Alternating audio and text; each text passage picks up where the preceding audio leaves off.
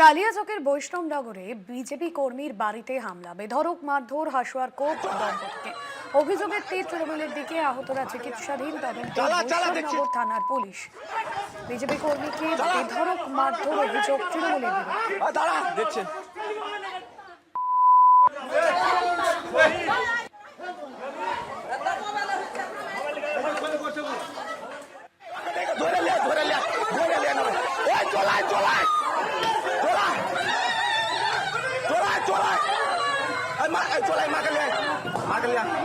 चला चला देखिए चला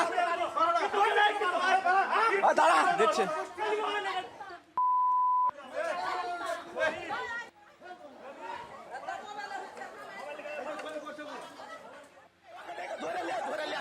সেই ছবি দেখছেন। বৈষ্ণবনগরে আক্রান্ত বিজেপি কর্মী, তাকে বেধড়ক মারধর করা হয়, লাঠি বাঁশ দিয়ে মারধর করার অভিযোগ উঠছে তৃণমূলের বিরুদ্ধে। चला चला देखिए चला दाड़ा দেখছেন। দিকে দিকে এই ছবি সামনে আসছে। বিভিন্ন জায়গায় তৃণমূলের কর্মী সমর্থকরা, তাদেরকেও মারধর করা হচ্ছে। এবার বৈষ্ণবনগরে আক্রান্ত বিজেপি কর্মী, সেখানে বিজেপি কর্মীকে বেধড়ক মারধর, কার্যত বিজেপি কর্মীকে লক্ষ্য করে ইট ছোড়া হয়, লাঠি বাঁশ দিয়ে বেধড়ক মারধর করা হয়। স্থানীয় তৃণমূল কর্মী সমর্থকদের বিরুদ্ধে এই অভিযোগ উঠছে। ঘটনার তদন্ত শুরু করেছে বৈষ্ণবনগর থানার পুলিশ।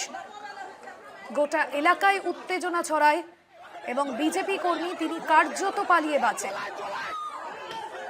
বিজেপি কর্মীকে বেধড়ক মারধর স্থানীয় তৃণমূলের বিরুদ্ধেই অভিযোগ উঠছে এবং ভাইরাল হওয়া সেই ভিডিও দেখছেন বৈষ্ণবনগরের ঘটনা। ইতিমধ্যেই গোটা ঘটনার তদন্ত শুরু করেছে পুলিশ। বিজেপি কর্মী কোনো রকমে প্রাণে বাঁচেন।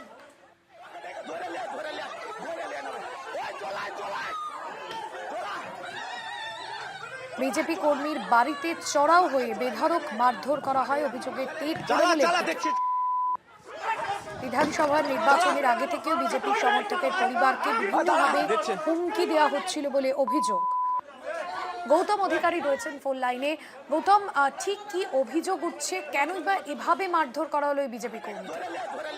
দেখো, যেটুকু এখনো পর্যন্ত জানা গিয়েছে যে ওই যে বিজেপি কর্মী দিলীপ মণ্ডল, তার পরিবারের উপরে এর আগেও একাধিকবার হুমকির অভিযোগ এসেছে বিরোধীদের পক্ষ থেকে, পলাশ মণ্ডলের পক্ষ থেকে, এবং তারা পড়োশি এবং দীর্ঘদিন থেকে তাদের মধ্যে একটা পলিটিক্যাল বিষয় নিয়ে একটা গন্ডগোল তাদের ছিলই। কারণ এই যে দিলীপ মণ্ডল, তারা কিন্তু বিজেপি করেন এবং পলাশ মণ্ডলরা তৃণমূলের সঙ্গে যুক্ত।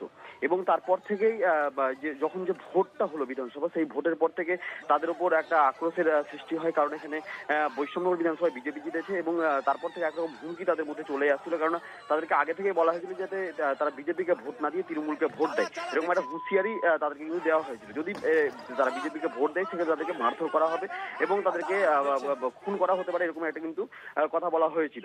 পরবর্তীতে যখন এই বিষয় নিয়ে বিজেপি পাস করেছে, তারপর সেরকম ভাবে কিছু হয়নি। কিন্তু গতকাল যখন তাদের মধ্যে একটা সকাল থেকে গন্ডগোলের সূত্রপাত হয়, তারপরেই কিন্তু এই যে পরিবার, এই দিলীপ মণ্ডলের পরিবারের উপরে তারা হাসুয়া, লাঠি এবং যে বিভিন্ন আরো অস্ত্র সেসব নিয়ে কিন্তু তারা তাদের বাড়ি ঘেরাও করে, তাদের বাড়িতে ইট পাটকেল ছোড়াছুড়ি হয়।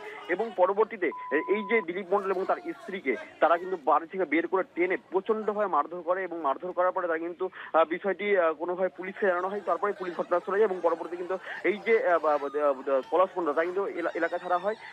এরপরেই পুলিশ তাদেরকে উদ্ধার করে ইতিমধ্যেই বেদরাবাদ গ্রামীণ হাসপাতালে ভর্তি করে এবং ভর্তি করার পরে এখনো পর্যন্ত যেটুকু জানা যাচ্ছে যে এই যে দিলীপ মণ্ডলের পরিবার, তারা কিন্তু হাসপাতালে ভর্তি রয়েছে এবং এই অভিযুক্তদের বিরুদ্ধে তারা কিন্তু লিখিত অভিযোগ দায়ের করেছে।